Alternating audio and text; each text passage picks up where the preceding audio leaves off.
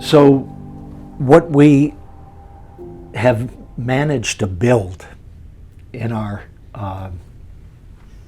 crazy state is a virtual machine world. And we're encouraging, not only in our robots, but in ourselves, intelligence without consciousness, or certainly without full consciousness. So we are making more of a hell. Now, what is an aspiring peacemaker to do? I mean, where do we go from here? We don't want to stay in hell. A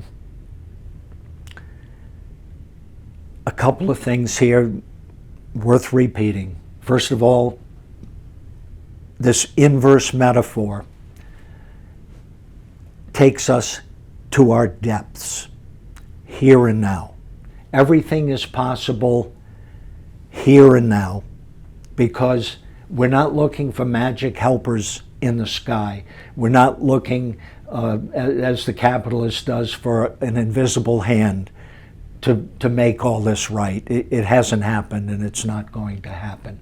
In magic helpers, that's a head trip, and it's unreal, and it's childish. So let's take Dante in his Inferno. He has a guide, the mythical Virgil, a male figure of great power. Take him through the levels of hell. He's his guide, and to keep him safe.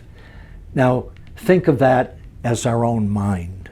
This is where the hell begins. It's in all this warped stuff. The fragmented wasteland within is what is causing us, it's pressuring us to develop our virtual machine world. And we've got to undo this before we can get back to the life world. I'm pointing out Dante's guide because at the end of the Inferno, Virgil can only take him to the depths of his mind. Who does he give the reins to? Who can take Dante all the way back to paradise, or to the center we're looking for? Beatrice. You see the repeating pattern? We have to get back the feminine. The masculine is not going to get us there. The masculine, without consciousness, full consciousness, is what's causing the problem. We have to embrace the feminine in its genuine, unwarped form. It's all good, and it's primary. We have to get our primary back, the big picture side, the depth back. Now, these lines and this is very simple. You can parse this much more in a much more sophisticated way. There are multiple layers to unconsciousness, but each one is a threshold crossing, meaning a lot of energy is freed up with each threshold crossing. Now, the danger is, unless we have intuitive knowledge, intuitive understanding of the existence of a true center, what we'll do with the additional power and concentration that we gain will only inflate the ego. And that just makes us more dangerous to ourselves and others, and we're still part of the virtual machine world. So we have to keep in mind, we have to keep going, using the power that we gain with increased knowledge of our dark shadow side to keep going. We want to go all the way. We can't liberate the peacemaker within fully until we are at our true center. Now, in all traditions, there comes a point, and again, it's the depth domain here, the feminine domain that we have to get to, and that is the really large threshold, the power threshold. And in different traditions, you have a crossing of the Ganges, Mother Ganges, the feminine. The River Jordan, what's on the other side? Milk and honey. The feminine, the feminine, the feminine. We have to get the feminine back. And that's in all of us. The ego development, every part of the ego is masculine in both males and females. We all have to make this journey all the way and get back to yin and yang in perfect balance. When they're in perfect balance, if you have only order, you have rigidity. You're dead. You need chaos is where the creativity comes in. So we need that balance between order and chaos. They work together. When they work together, it's great. We need to become aware of the no-thingness that gives rise to things. See the whole picture. In optical illusion art is a good example. The famous picture of a beautiful young woman combing her hair in a mirror.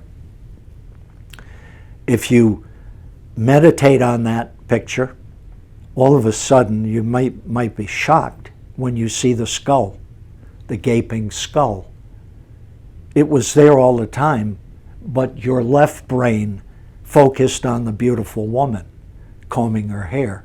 It's only later that you see the gaping skull.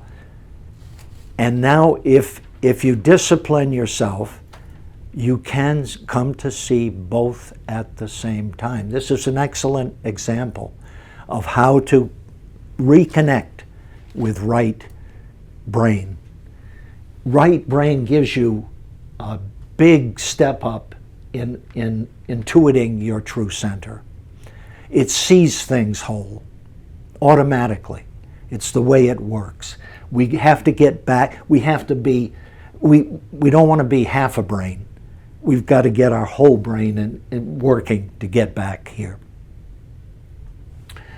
Another thing I recommend is Jill Bolte Taylor's My Stroke of Insight. A scientist who had a terrible stroke that wiped out most of her left brain. And she described it as it was happening in scientific language and in lay language, what it's like to see and be with only a right brain. And it's a really excellent example to give you clues about the deeper level of our potential.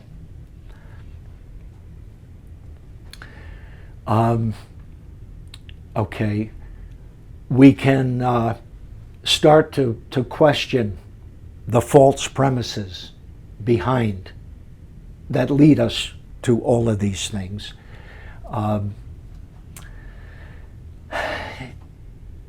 We've got wherever we deal with the feminine, and this includes females. Now remember, the feminine, as we said before, is a universal way of describing the forces, the dynamic of the natural or life world. And I'll repeat again, as in electricity, every point in an electrical circuit has both negative and positive. And negative, if energy flows from negative to positive, you can't get rid of one without getting rid of the other. They go together. When you try to be for life against death, you end up, as we have, with dead zones. They're really lifeless.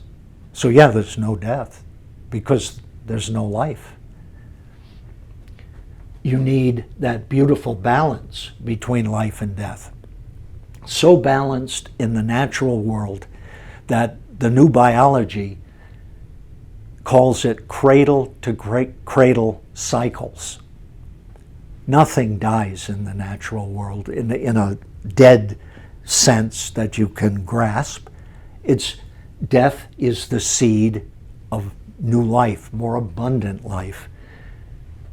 What we're looking for is not life after death, but life, more abundant life after birth.